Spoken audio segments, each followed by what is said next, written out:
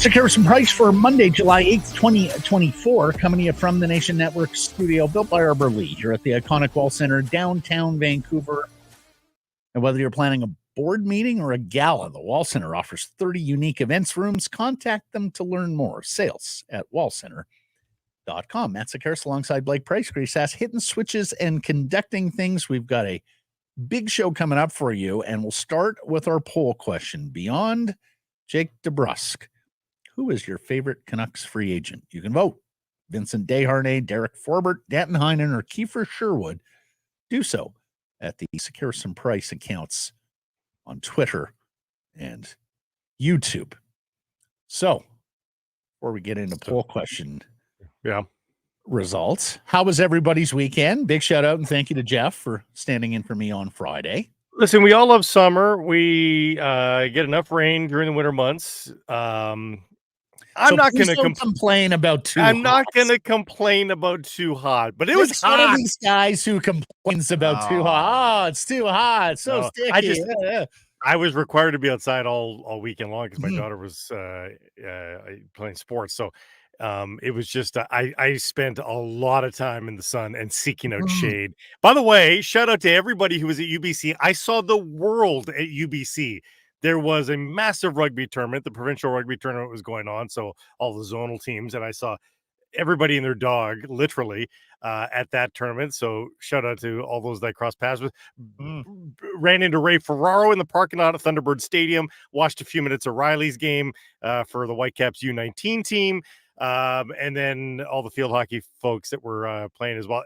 And there was a baseball game both days for the UBC baseball team. And I'm honestly... It was jam-packed. The bar there at Westbrook Village was playing Euro. It was a fun weekend. And that's all with Catalano happening in your hood. I mean, everybody was on Point Grey, the generic Point Grey / Kitsilano, where I don't know where the rest of the world. It must have been empty. The rest of the world. Oh, for sure.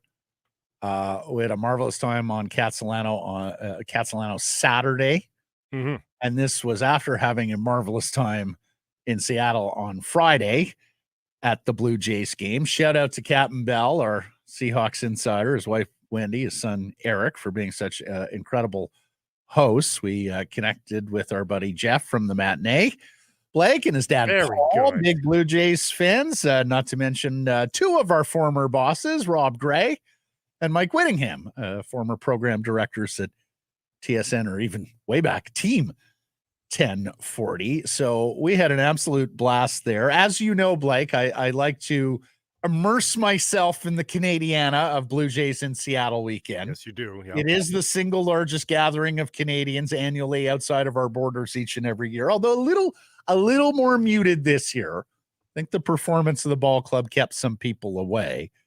We only went to the one game, but I actually kept a list this year of where people are from that we met.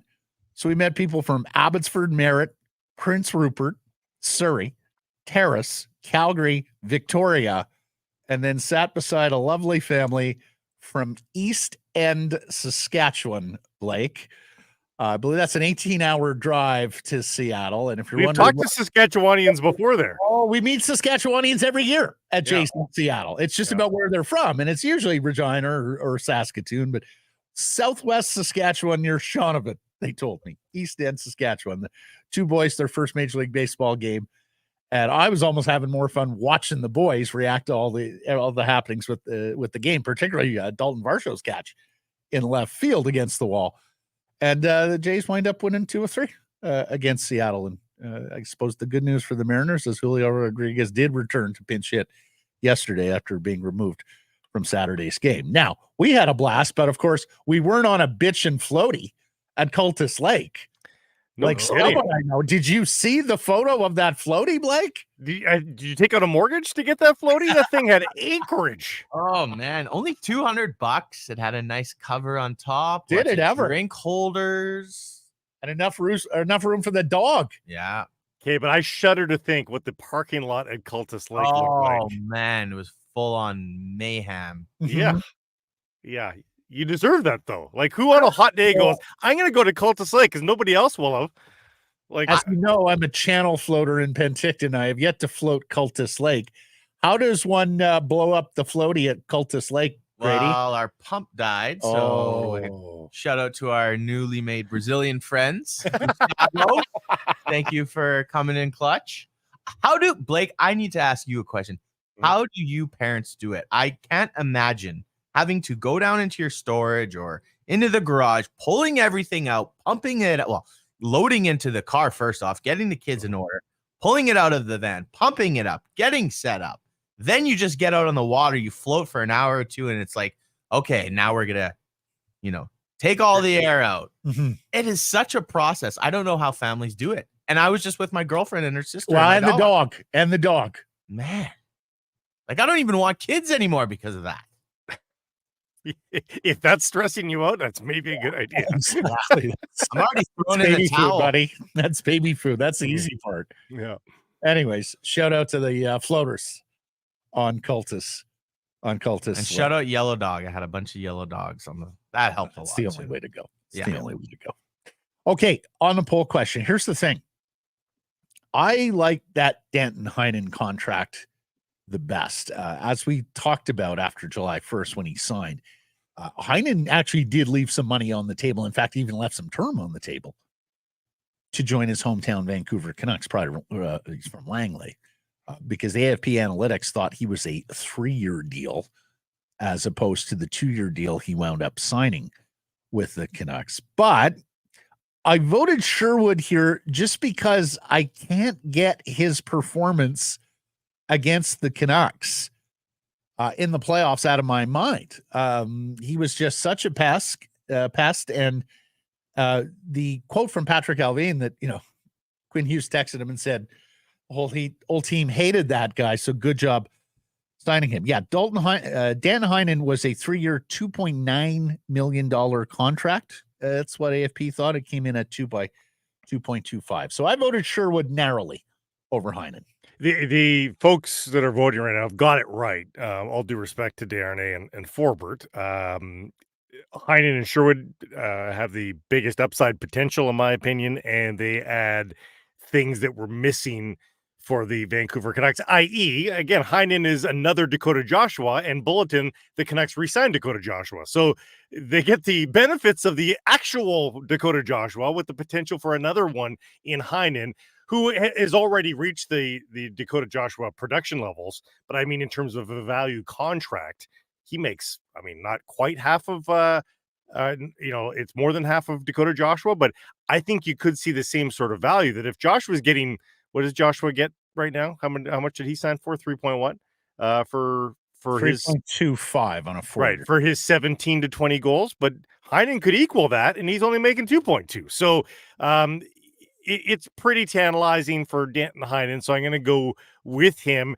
And the beauty is that, I think stars bear the weight sometimes of being the hometown go-to guy. I think if you're the $2.2 million role player as the hometown guy, I think you're just jacked to play for the home side team. I think you're going to get the best out of Danton Heinen rather than Heinen feeling the pressure. Heinen isn't going to be the guy that the Canucks lean on. He doesn't have that weight on his shoulders. He's just pumped to be wearing the hometown colors. So I think I'll go with Heinen, but it's not by much over Sherwood. I think I'm pretty excited to see what Sherwood can bring to the bottom six as well. Grady, where are you voting here? Yuri Patera. I'm going goalie union card. Jeez, Murphy.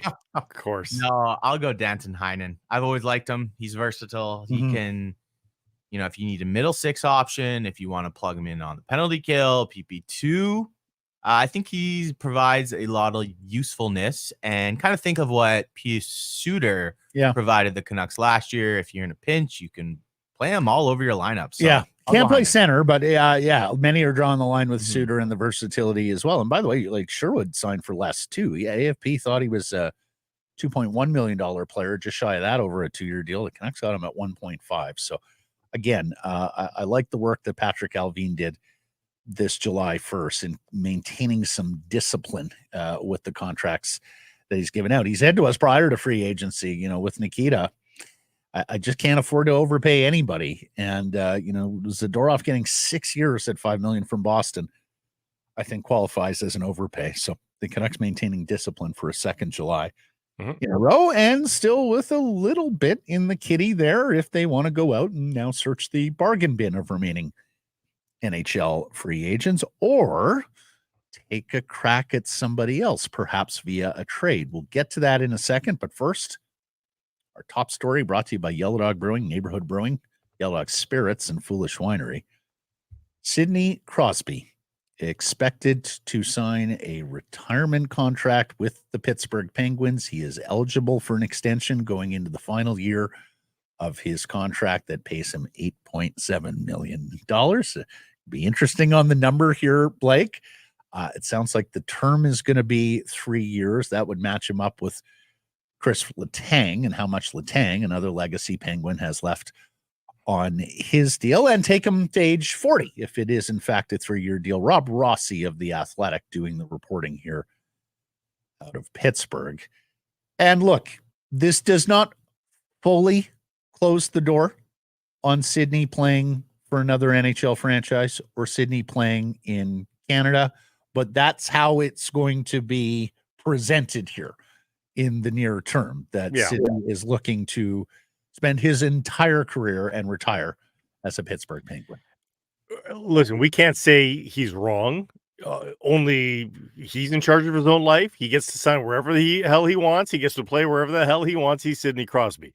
I think we're allowed to be disappointed. And I'm disappointed because I would love to see him be the number 2 option on a really good team that makes a run for the cup again. And I don't think they might, at the end of this contract, be good enough to be an underdog kind of contender, sort of like the Canucks were last year, maybe.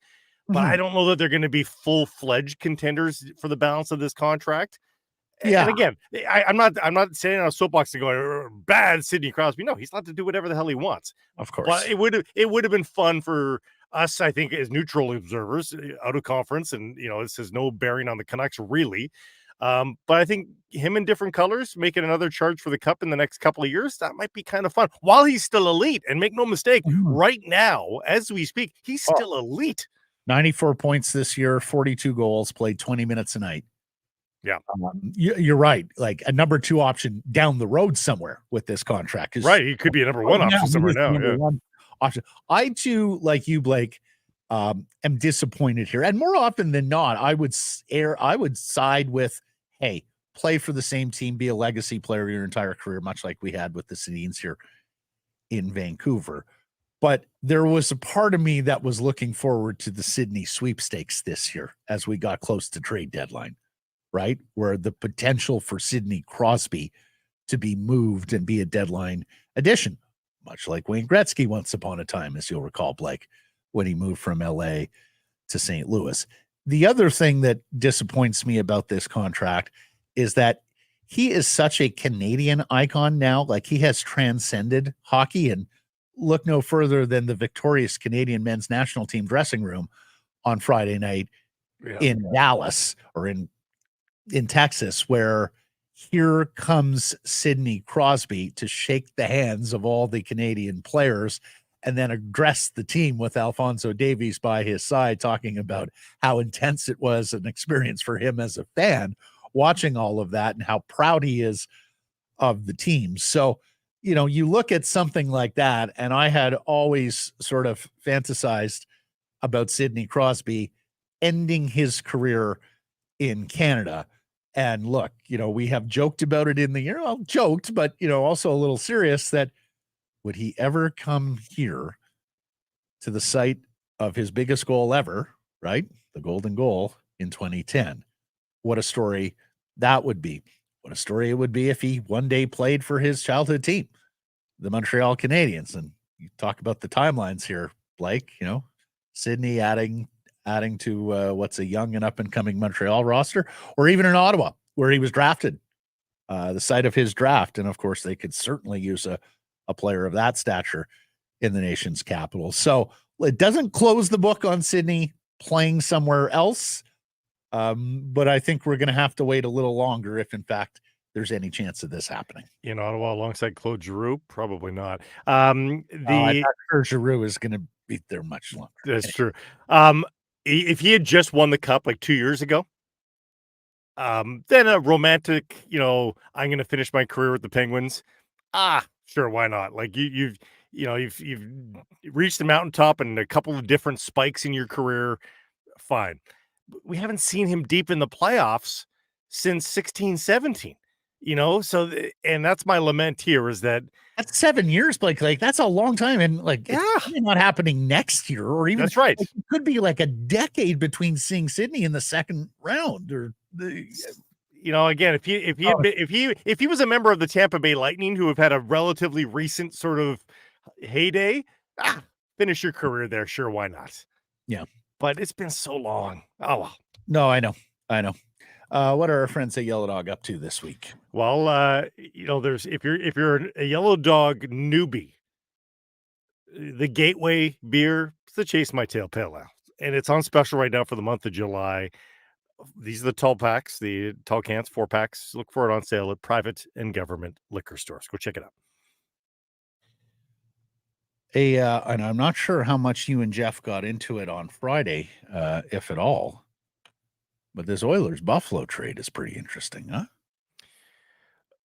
Okay, but why is it interesting to you? Well, it's interesting to me on several levels that in the immediacy, Edmonton weakens itself by trading out its third line center. They do, however, create the cap space to get their RFAs re-signed.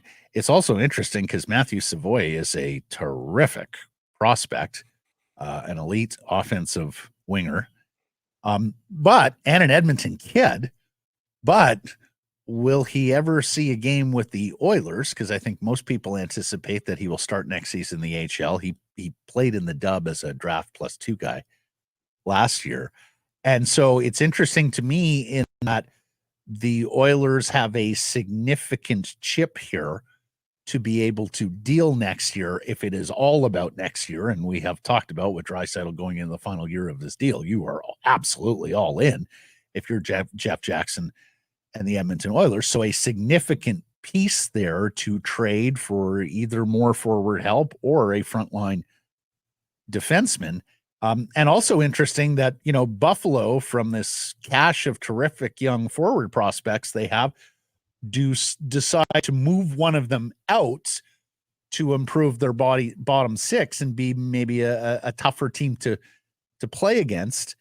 And then also interesting because I read a deeper thread on this from the Oilers' point of view, and that is when McDavid and Draisaitl are not on the ice, they really struggle at exiting their zone. And I think we saw that a lot in the playoff series against Vancouver, that there were times that Edmonton's just hemmed in the zone, and McLeod was one of their better zone exit guys and important to their puck transporting. So this is a really layered, textured trade in a lot of ways. So that's why I find it interesting. Again, I'm not sure how much you and Jeff went over this on Friday, but if you're sizing up the Oilers right now from a Canucks perspective, I think you have to be happy that they're probably a little weaker after this offseason, right? Well, I guess they got Skinner and all those guys. Well, that they've weakened their team after adding some of those wingers on good contracts that we talked about, because they're the Stanley Cup betting favorite and look again like a mighty team. The trade hangs on Matthew Savoy being a National Hockey League player someday. And the guys at Elite Prospects, JD Burke and another colleague of his as well, both written on this. Like, there's no there. They don't. Savoy, remember, played as a 14-and-a-half-year-old, 15-year-old in the WHL. And he had a lot of acclaim. And the fact that he was still playing in that league as a 20-year-old is a little concern. It was not a great assignment for him last year. That he split the year effectively between Wenatchee and Moose Jaw. Now, he did get into 6 AHL games and put up 5 points in those 6 AHL games. He actually got an NHL game as well. Look, he played center in the dub, and he's not going to play center in the NHL at 5'9" and 180 pounds. Yeah. So I think what you're looking at there is a secondary scorer off the wing. He's got to be a pretty special player here. he's got to be a pretty special player. And the question is, at the NHL level, is he going to be a special? His point totals in the dub were pretty great. They're not Bedard amazing, but they're pretty great. But it's a lot easier to do what he did at the dub than it is at the professional level, right? So we'll see. And Edmonton may not be done here too, right? Like as mentioned, they have some work to do there. Still, it is not a great cap predicament for them. They have Dylan Holloway and Philip Broberg, 2 one-time first-round picks, as RFAs that they gotta get re-signed. They are right there at the salary cap. There's talk about LTIR for Evander Kane, Vancouver's Evander Kane, if he remains with the Oilers, and of course coming off a pretty significant injury, an injured hip there for Evander Kane. So the Oilers, I think, are one of those teams that's going to be active here through the summer. And, interesting to see how much more work is done by the team president and interim general manager, Jeff Jackson. And that's the other storyline here, Blake. Like, there's a lot of people in Edmonton going, do we even need a GM, or can just Jackson run the whole thing, even though he has said he doesn't want to run the whole thing? He's run the whole thing through free agency and through a major trade.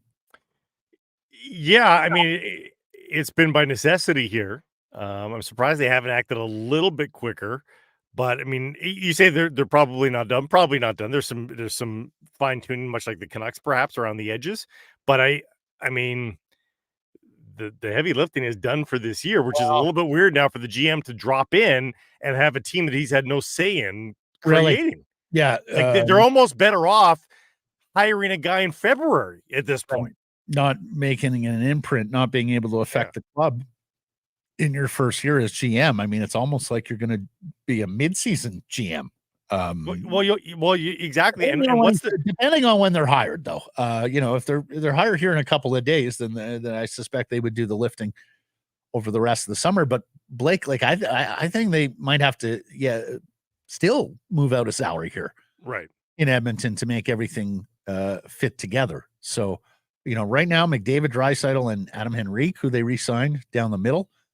Nugent Hopkins, Hyman, Kane, Arvidsson, the free agent addition, Skinner, the free agent addition, and Holloway, who of course they're going to hope for more as he matures.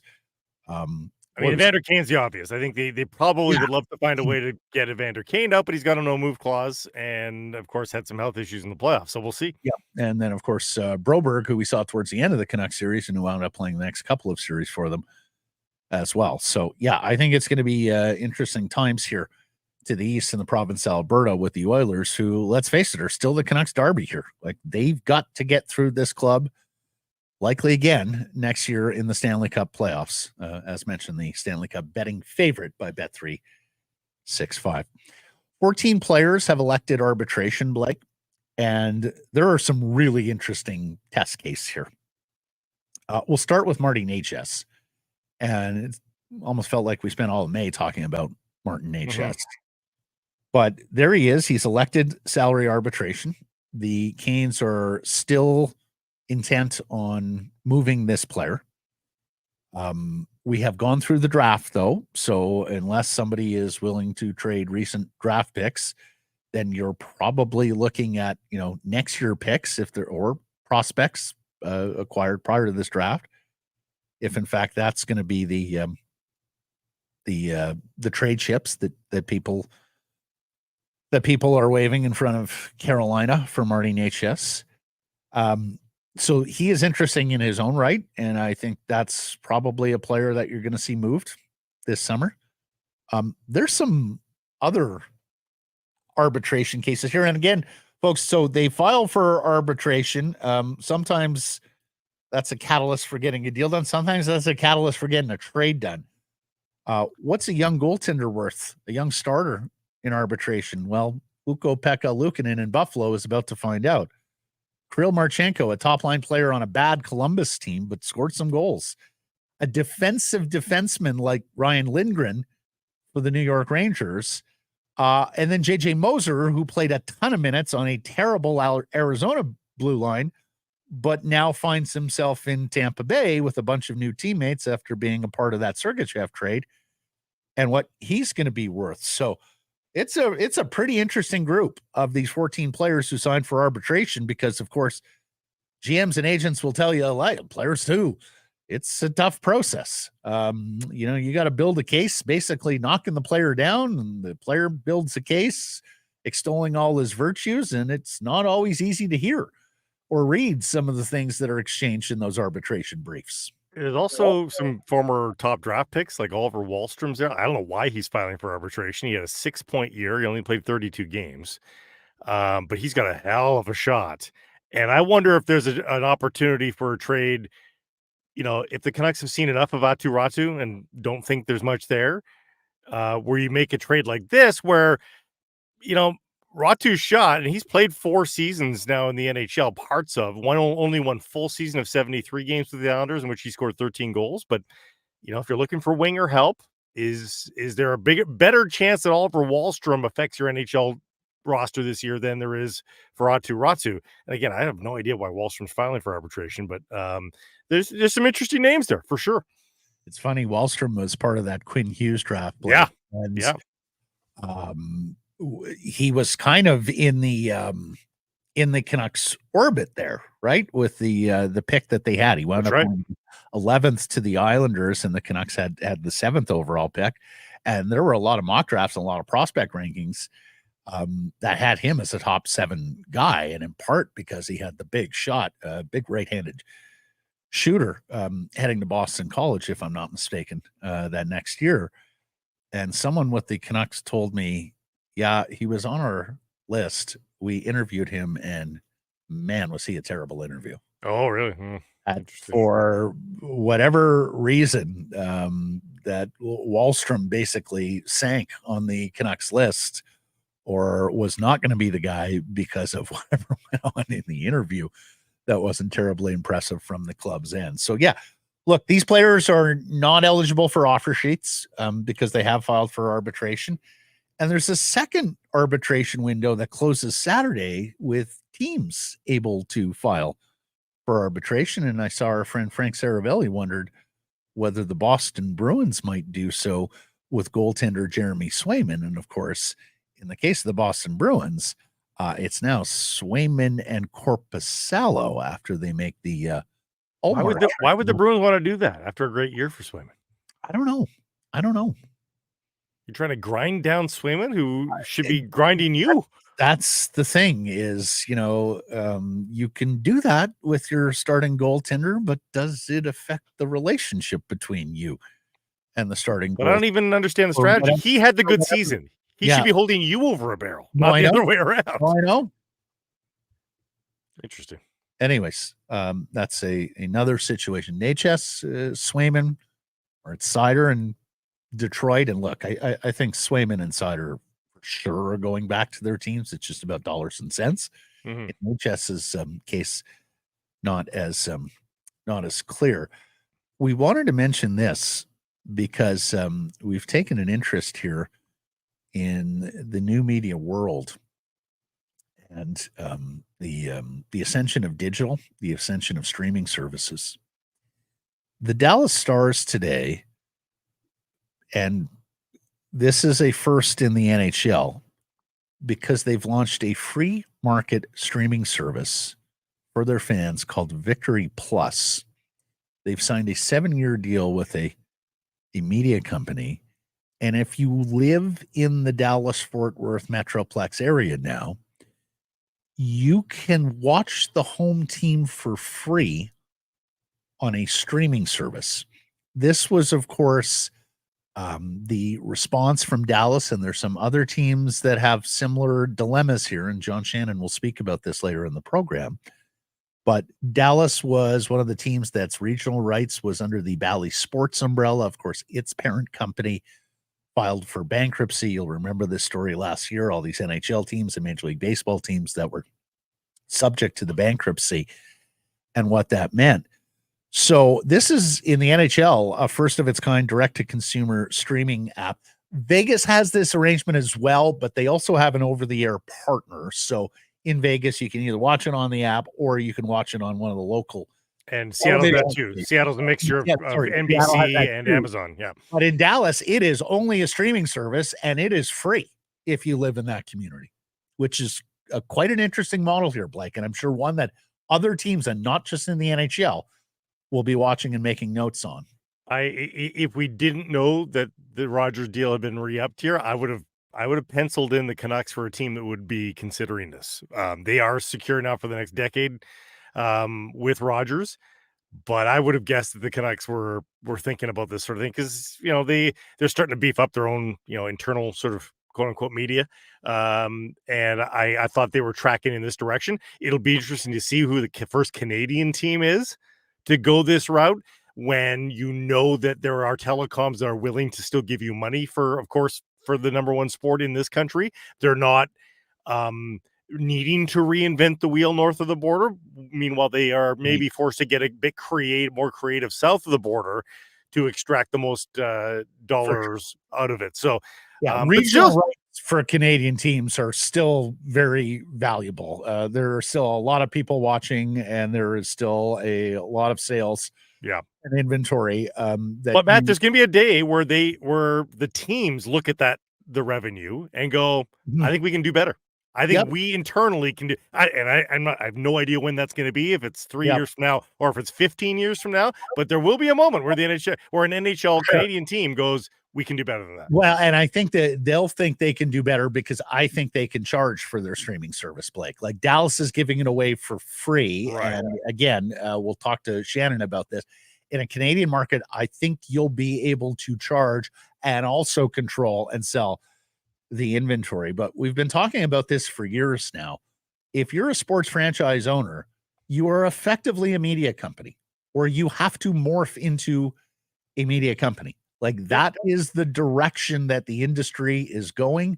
These are the models that are getting more pronounced across leagues, across the world, really. When you look at soccer and how it's done outside of North American borders, baseball outside of the Big Four, baseball as well. I mean, look, it looks prophetic from Ted Rogers 20 years ago.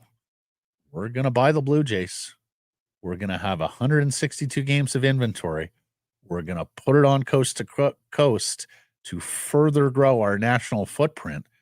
And when you see 15, 20, 25,000 Western Canadian fans at T-Mobile Park or Rogers Center West, the Blue Jays are a terrible baseball team right now. But the Yankees too. Yankees are a massive media entity. Yeah, the Yankees saw this too. I mean, it was probably around the same time, right? When the Yes Network kicked off and all that. And they forced people to subscribe to the Yes Network, and they did. Yep. And same goes. Blue Jays fans. You want to, Blake, you and I remember a time when there was Wednesday, Saturday, and Sunday baseball games available on either the CBC or your local CTV affiliate. Do you remember that? Yeah, for sure. As we were growing up, if you wanted to watch the Blue Jays Monday, Tuesday, Thursday, Friday, there weren't a lot of options. Occasionally there would be a game on one of those days, but mostly it was a Wednesday night baseball and then your 2 weekend games. And the rest of the games you listen to on radio just weren't available. I mean, it's just mind blowing to think of that media environment. But 30, 40 years ago, that was the case when not all the games were on TV. Okay, we got to talk about this because as big as this weekend was in sports, and we're going to get to a few other happenings over the course of the weekend as the show goes on here, the week ahead is even bigger. And I'm talking about the Canadian men's national team who beats Venezuela on penalties in a thriller on Friday night and now faces Lionel Messi in Argentina in a Copa semifinal. Blake, the biggest match in the history of this program. And by the way, it's in New York City against the best player who ever lived. Delicious tomorrow at the Copa. There hasn't been a very large Canadian fan contingent in Copa, just overwhelmed by the South American interest in the games. And the destinations, Blake. We talked about that. Kansas Yeah. City, not a great place to get to for Canadians. Dallas, Atlanta, there was some representation, but not. I hope more find their way to New Jersey. I really do. It's not that bad for the Torontonians. I hope they can find their way there. Especially because no Mexico, no USA, right? Yeah. So some of the other teams that were poised to play in this semifinal are not there. I mean, I've even seen on my timeline today, Americans having tickets available for this game. Look, they're the only CONCACAF team left standing, right? We talked about that, just how mind-blowing that is if you followed this program for long enough, that Canada could actually get further in a tournament than Mexico or the U.S. The other thing is there's a little bit of bad blood, right, from the first matchup. So if you need that Canadian hockey storyline of will there be spillover of bad blood, you even have that available to you in this match. And look, I know the Canadian team won a Gold Cup once upon a time, and of course, in part because they won a coin flip, Blake, you'll remember that. Yes. And I know they've played in World Cup matches, of course, thus far without any distinction, no victories. This is the biggest match in program history, if you ask me. Yeah, it is. I mean, getting to the World Cup originally in the 80s and then getting back, I think, are ceremonially big, but this is the biggest competitive match that they've ever played.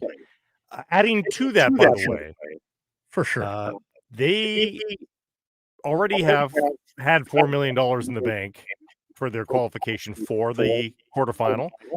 By winning that game versus Venezuela, they got another $4 million. That's $8 million into the Canadian soccer coffers that they didn't bank on a month and a half ago. Well, before March, before they qualified at the very least. They got a couple million just for showing up.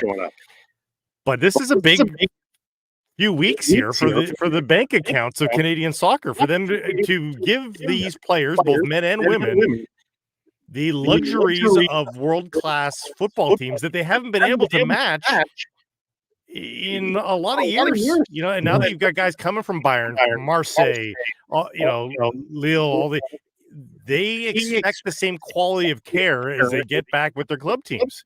And now maybe Canada can start to afford it if they get more results like this. The other thing, Jesse Marsh looks like an inspired choice right now, buddy. We fretted about how long that process took, how late he was in arriving to this team before the tournament began. And yet you take a look at it right now, and Jesse Marsh looks like an absolute diamond of a hire from Canada Soccer. And I love it that the American fans are pissed about it. It's great. They wish they could have him. Now they're dreaming about Jurgen Klopp, but good luck with that. Right. Let's get to today's menu. And it's a presentation of Greta Bar. Greta, great spot to catch the game throughout the season. Quick walk to the Rinker Stadium. Go-to spot for food, drink, and fun. That arcade. We've told you all about that arcade. Before and after the game, make it a game night at Greta, 50 West Cordova, or at gretabar.com. As mentioned, John Shannon is going to join us here. We talk hockey with John, Canucks and free agents, Sidney Crosby, Amazon moving into Monday Night National Hockey. We mentioned this last week, folks. There are 4 Canucks games on Amazon this upcoming season, and some pretty meaty ones, too. Macklin Celebrini's first game here in Vancouver is an Amazon game. Game against the Montreal Canadiens in the Belle Province. An Amazon game. A Hughes Brothers game, March in New Jersey, an Amazon game. John's got further details on what to expect from a new shooter here to the NHL media world in Amazon, not to mention what Dallas is doing and how is that a canary in the mine shaft. So we'll talk to John about that. And we will talk to Justin McKinnis, the star slot back with the British Columbia Lions after a game for the ages. He makes 10 catches for 144 yards and 2 touchdowns. He had 100 yards in the first quarter as the Lions absolutely rolled over the Hamilton Tiger Cats to improve to 4-1, 44-28. This game was not as close as that score would indicate, and that sets up the huge Saturday showdown here at BC Place for first place against the still undefeated Saskatchewan Roughriders. So all that's coming up here on Sekeres Price. Time now, Blake, for our Bet365 bets of the day, and presented by Bet365, proud partner Sekeres Price. We're delighted to have them. Spain, France, Tuesday in the first Euro semifinal. And pretty simple analysis from this seat. Maybe too simple. I just think Spain is better. They've outscored opponents 11-3 in 5 Euro matches. France keeps squeaking by. They've got but 3 goals in the tournament. I got Spain to win in regulation time, paying at plus 170. They are better. That's why it feels like they're better. I'm going to Argentina, Canada. Both teams to score, which would be an accomplishment for the Canadians to score against Argentina. Yeah, didn't score in the first one, 2-0, right? Had many opportunities, but didn't score. Right. So to me, getting plus 135 for both teams to score, 137 to be exact, seems like a pretty good deal. And that way, whatever happens. If they lose 2-1 or 3-1, hey, you still got your bet. Well, yeah, because the other thing is if Argentina gets up in this game, Blake, then they're going to have to throw everything at getting a goal, right? Even at the expense of defending. Open an account with Bet365 today and bet on a huge range of markets. So whatever the sport, whatever the moment, it's never ordinary at Bet365. Use code VANBONUS when opening that account. John Shannon is coming up next. Hockey season may be over, but it's always a great time at Greta. Air hockey season is never over. Right. And at Greta, it's the best air hockey table around, but all the best games. So never mind waiting for somebody else to stage something in Vancouver for you this summer. You can stage your own thing. The fun is always there at Greta. A quick walk to the rink or stadium. It's a go-to spot before the game, after the game. Make it a game night at Greta, 50 West Cordova, or at gretabar.com. Next guest is brought to you by the Arnold Palmer designed Whistler Golf Club. Off to an incredible start here for the 2024 season, both course conditions and service. And reminding you, group organizers of 12 or more, it is not too early to book your September or October corporate or buddy trips. The prime times are filling up fast. And of course, you, the group organizer, plays for free. Tell us about your group at whistlergolf.com/groups. John Shannon is the former executive producer of Hockey Night in Canada, the co-host of the Bob McCowan podcast. And I'm just so pleased he's back this week, Blake, after our debate last week. Oh, he accepted the invitation. Yes. See you, John, and I do mean good to see you today back on the show. Thank you, sir. Nice. Guys, life is a roller coaster. Right. Come on. If we can't have fun disagreeing, what the heck are we doing here? Well, the problem with society these days is you're not allowed to John. be comfortable in the debate. Somebody has to be right? So that's the problem. Listen, 5% is black, 5% is white, 90% is gray. 100%, yes. I tend to live in the world of gray. Yeah. And John and I are both, we like guys who fight with a smile on their face. And I don't think we fought with smiles on our face last week. So it's amazing. It is amazing, though. It is amazing that people take it more personally than you or I did. Yeah. Well, you called it. You said as soon as we were done that, he said, well, my number will be up on your clips this week. Oh, yeah. And sure. Back at it. Sure. And so let's disagree about something, Matt. Yeah, let's find something. We got to find one here. We're going to start with a Canucks topic here, but then we're going to pivot to broadcasting because there's a couple of interesting developments there right in your wheelhouse that have cropped up since last week. First of all, asking on the poll question, beyond Jake DeBrusk, who, of course, is the belle of the ball here, your favorite Canucks free agent signing, Desharnais, Forbert, Heinen, Sherwood. Which one of those guys and why, John? Well, I'll tell you what, I'm debating between Heinen, because he's a local kid, right? I think it's really important to have local content. I think that Every one of these kids will tell you that, as a child, they loved watching the Canucks. They've always dreamed about playing for the Canucks. And but I do have a special spot for Vinny Desharnais. I think that in watching him the last 18 months, watch him grow as a hockey player, get to the point where he understood how to use his big body. He was effective for the most part, most of the season on the penalty kill. I think Desharnais fits in with that, those giant bodies on the back end the Canucks have, and will become a fan favorite. And not that Heinen won't or the others won't, but people will learn to love the way Desharnais plays the game. And he's fun. He's approachable. He'll always have a smile on his face. Do you think he's still sculptable at this age? Do you think he's still a ball of clay a little bit because of his late bloomer? I do. For that very reason, this guy has scratched and clawed his way to this point to get $1 million a year. It has not been an easy road to hoe for him.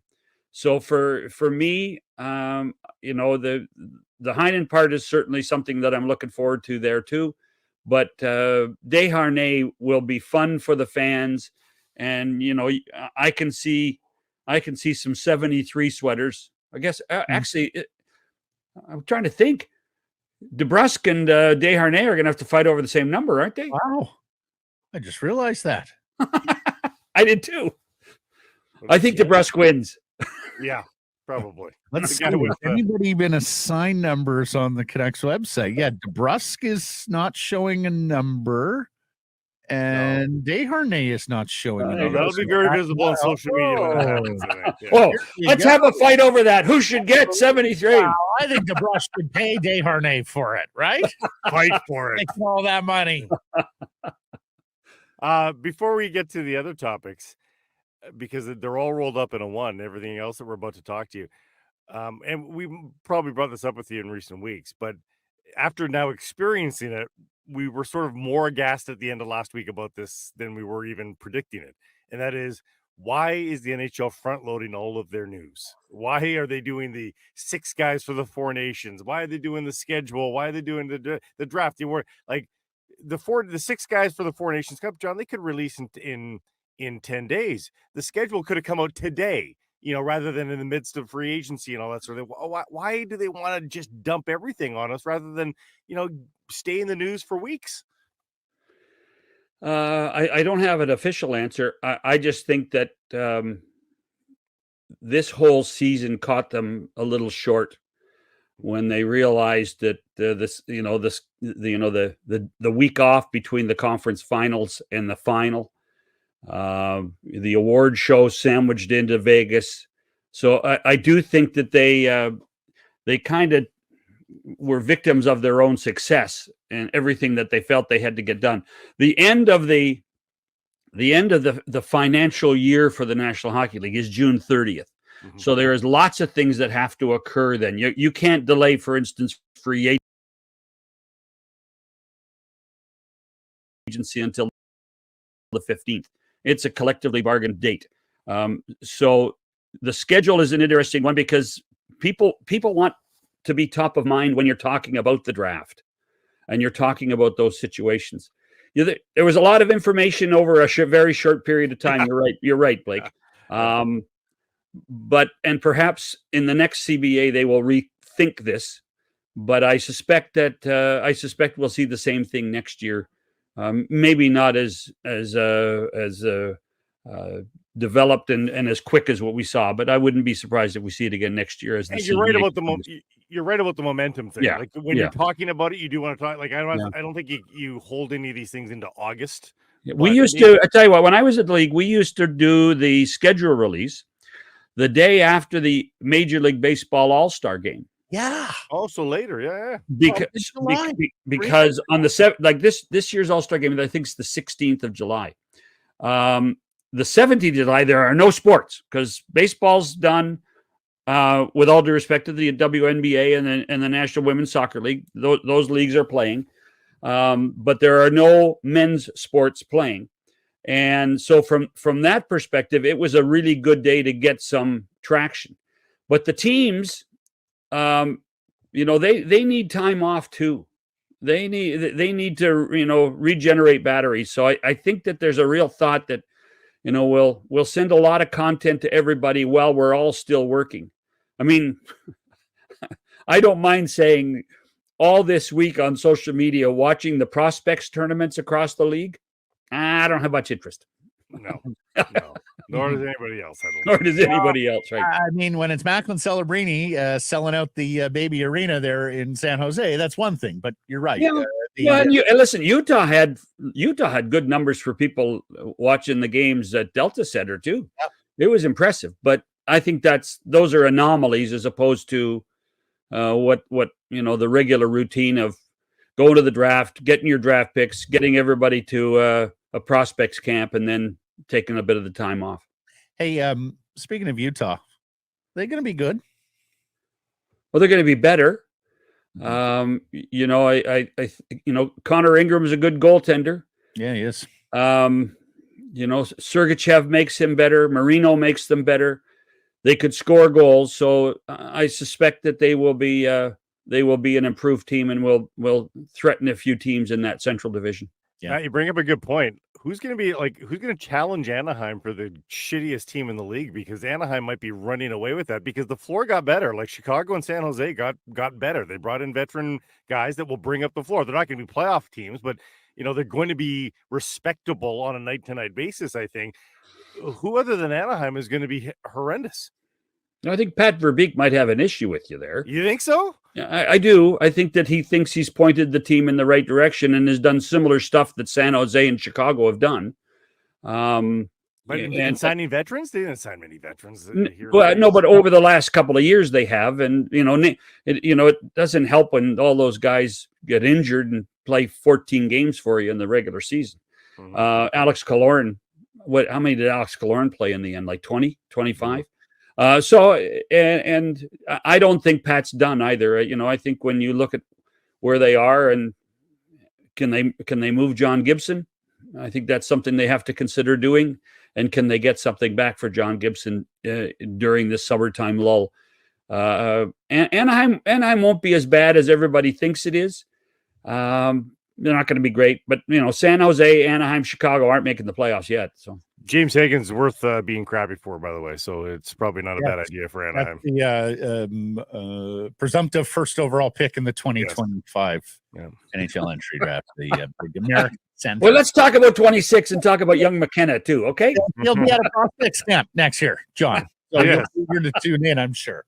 Hey, some of us remember when Pittsburgh was the league's doormat, and then they drafted that kid from Halifax, and it's been the first time they were a doormat, they drafted a kid from Montreal, from the Q. So I'm talking about the most recent one, who was in the Canadian dressing room congratulating our soccer team on Friday. Fantastic. And there's word today from Rob Rossi of The Athletic, John, that Sidney Crosby is closing in on a contract extension with the Pens that would make him a Penguin for life. He's got the 1 year left on his current deal, so he's eligible to sign the extension.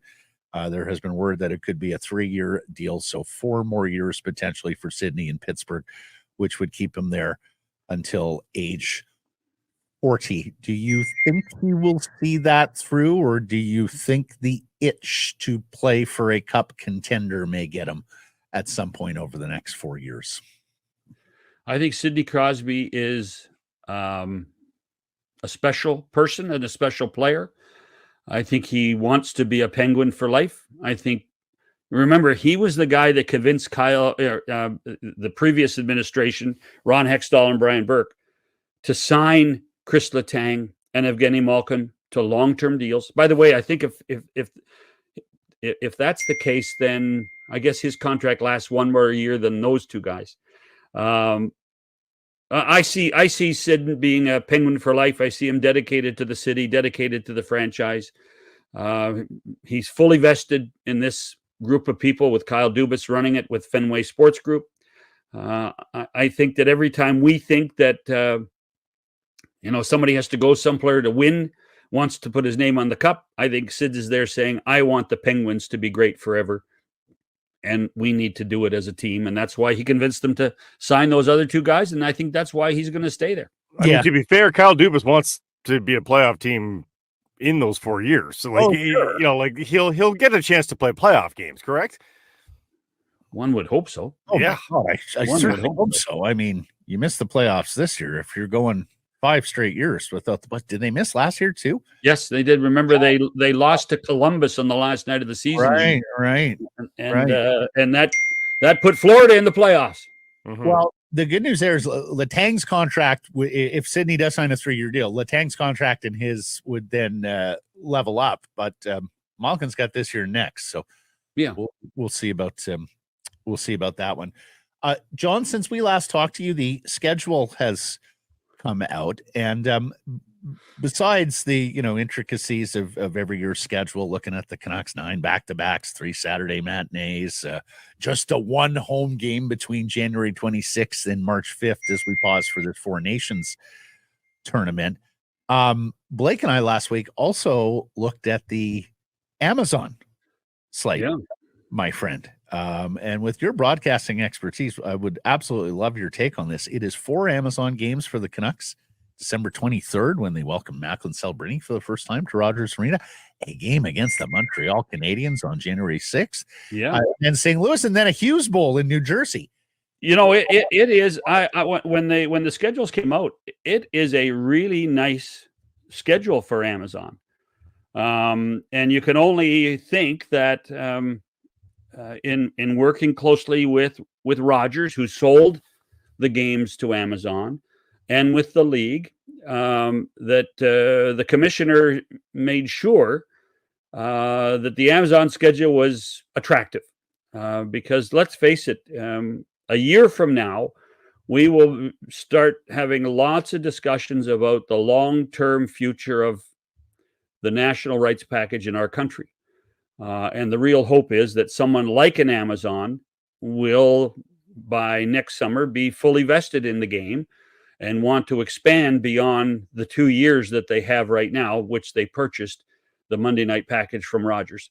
So it makes sense to me. It's a schedule that I believe features a Canadian team every night that they're on, which is fantastic, which is something Rogers didn't necessarily get every Monday night, including a doubleheader late in the season that might have playoff implications as well. So it is kind of cool what the league and Rogers and Amazon have tried to do with this Monday night package.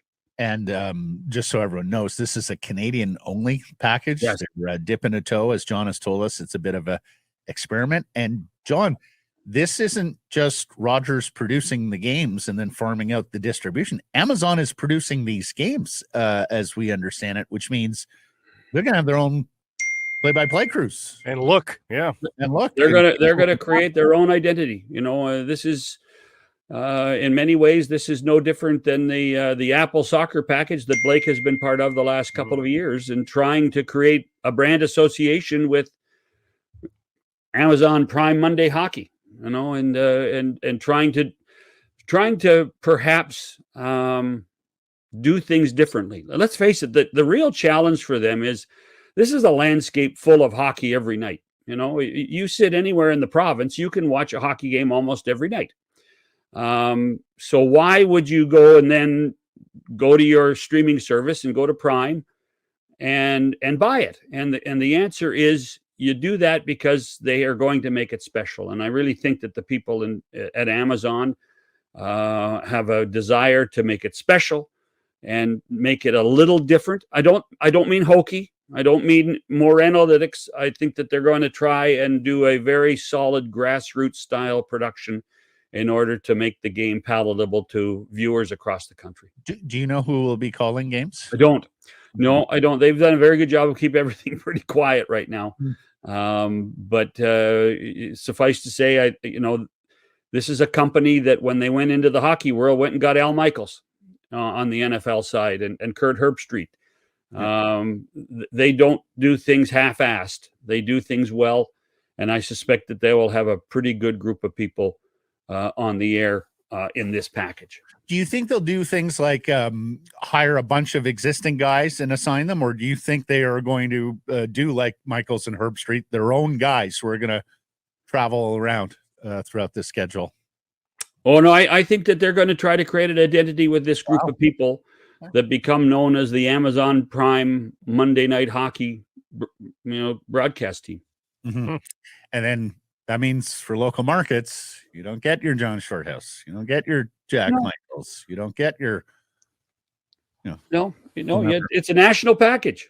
Yeah, and that's the one thing that you have to hope that Amazon is very, very respectful of what happens in each market, and at the same time understands that how they televise hockey in Canada might be a little different than how they televise hockey in the United States. Well, and the fact that it's a Canadian package, though, bodes well for the viewer in that I don't think they're going to be getting a guy with a New Jersey accent to do these games. It'll be a Canadian broadcaster, you'd have to think here, John, or a certified National Hockey League broadcaster, if you will, from the States, if it does come to that, a la Jack Michaels.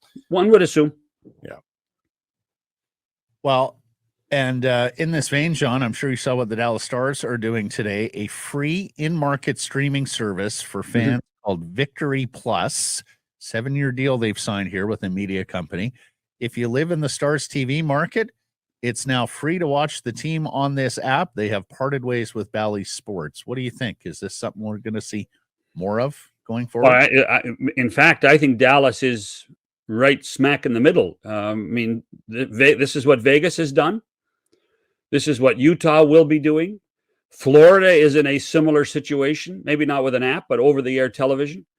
This is back to the future, boys, where you used to, on Wednesday nights in Vancouver, you used to turn on BCTV and watch the Canucks, and you felt you didn't have to pay for it. So that's exactly what's happening in this situation. The bankruptcy issues that Bally, and really the company is the Sinclair Group and Diamond Sports have, are not going away. Everything keeps getting delayed in bankruptcy court, and to the point where teams are saying, we better do something, we better get it done now because we need to be ready for October. I still can't believe there's not a cover charge, though. Like, I can't believe that it's free. Like, and it's probably the right thing to do, and it keeps the brand very healthy. But I just cannot believe that they didn't try to grab money out of it. Yeah, well, I think you have to walk before you run, Blake. I mean, there's gonna be lots of commercials, and who knows what year 2, year 3, year 4 are going to be like at that point. Let's get on the air. Let's prove the product. Let's make sure the technology works so people can't phone and demand their money back. Because if they haven't paid, they can't get their money back. And then you integrate it in with everything that's going on in your arena, that it just makes sense early on to do it this way. It's Vegas did okay with their deal with Scripps Sports, and they have an over-the-air app as well, an over-the-top. Yeah, they have an over-the-air partner as well. This, my understanding, is purely just the app, right? This is purely streaming. It's digital. Yeah. From what I read, yes. Yes. From what I read, yes. But it's Tom Ghilardi doesn't do anything foolishly. Yeah. Tom would have, and his group, really smart people down there, would have looked at it and said, we can do this, and we can make it something that Stars fans can really latch onto. Let's also remember, guys, TV ratings on a local basis in the United States are minimal compared to what we see in Canada. For sure. The Calgary Flames regional rights, they're better than the New York Rangers and the Boston Bruins. Put it in perspective. Regional television is driven in Canada totally differently in the United States. If they get 40,000, 50,000 subscribers to this, that's pretty darn good, guys, in a city of 5 million people. That's pretty good in their territory. Mm-hmm. No, you're quite right. And John, as we were talking about last week with these Amazon games, because it is habit changing, right? So you've got to put a big marketing push into this as well. You have to tell everybody far and wide, this is the new world and this is how it's going to work. And it's going to require, I think, a significant investment marketing wise from the Amazon people with these national games, but also for the Stars and what they're doing locally. Well, but the Amazon has a bit of a head start, boys. You know, as I think we talked about last week, the delivery guy Willie is here every day from Prime. Yeah. Yes. That means I'm a subscriber already. Yes. And most people on my block are. Yeah. So it's not as much of a reach for a Prime as it would be, say, for the Dallas Stars Victory Plus. Yeah. Our front porch would also make a good swap meet. Yeah. Thanks to the good folks at Amazon and my better half. John, thank you for this, my friend. We'll catch up next week. Okay, boys. Hey, everybody. If you're enjoying what you're seeing here, then follow along with Sekeres Price on YouTube. I promise more content coming. The kids call it subscribe on YouTube. Well, how about liking it? Do that as well. Smash it right now. The Vancouver Canadians are back at the Nat. Catch fireworks, giveaways, and Friday nooners all spring and summer long. Get your tickets at CanadiansBaseball.com. Interview a presentation of the Vancouver Canadians, who are back at home at the Nat, July 19th, a 3-game set that includes a nooner, a fireworks extravaganza, and a family fun Sunday. And here's the thing, summer weather here, these games are sure to be packed. Get your tickets early. Call 604-872-5232 or go to CanadiansBaseball.com. You know, since Justin McKinnis got here last year, Blake and I have been saying, man, that's a pretty good-looking receiver there. I wonder if he's got even another level and a next level to get to. Well, Justin McKinnis had him a game in the first quarter last night with 6 catches for 103 yards and a couple of touchdowns in a big BC Lions win against the Hamilton Tiger Cats. And he joins us today on an off day. So we appreciate that, Justin. Thanks for the time. Absolutely. My pleasure. Justin, there's going to be one day in your life where you're going to have a quarter like that, and you're going to put your feet up on the top of the Gatorade cooler, and you're going to be like, I'm done. Y'all are going to need to work the rest of the game here, but I'm done. I've done my game's worth of receiving for today.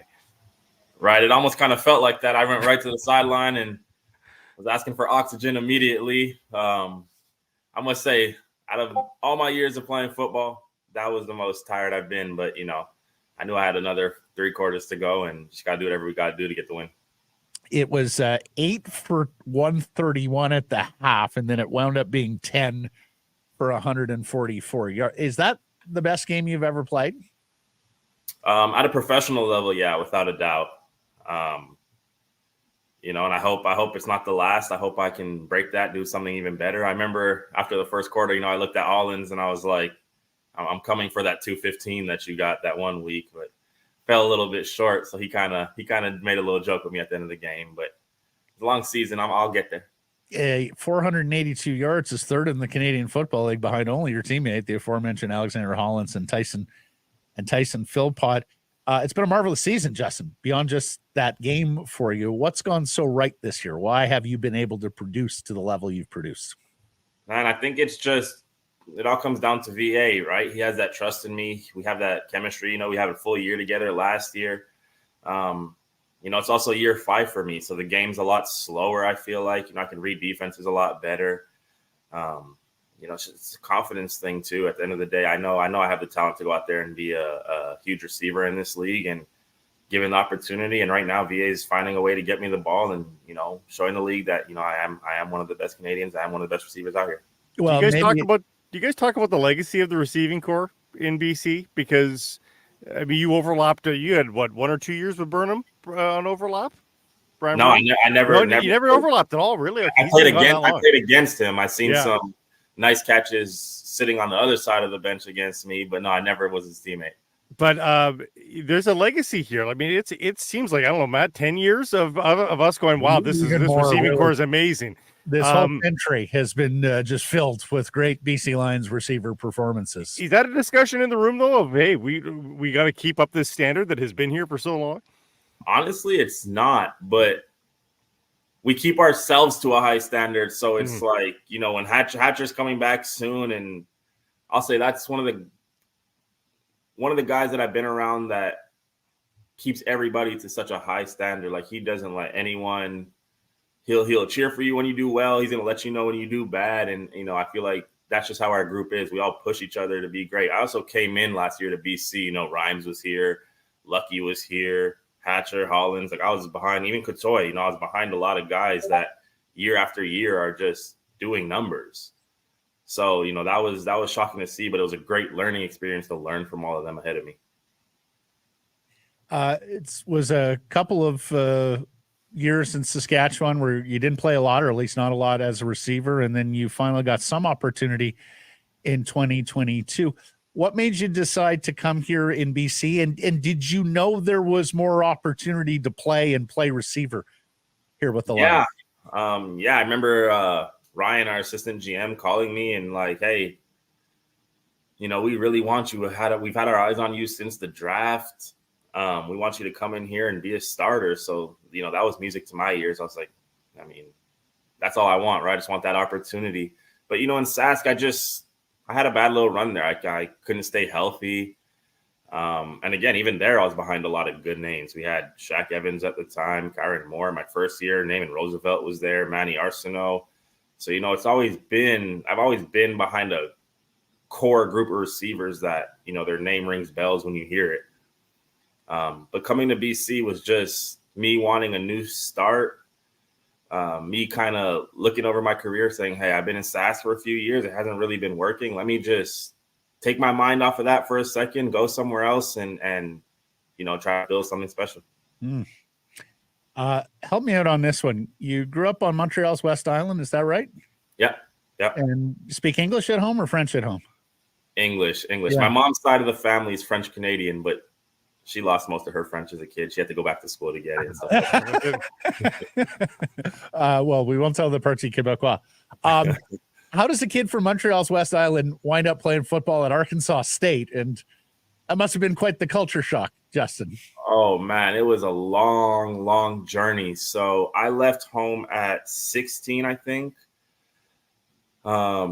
Went to prep school in Georgia. So I was in a couple different little cities in Georgia. We were moving all over the place.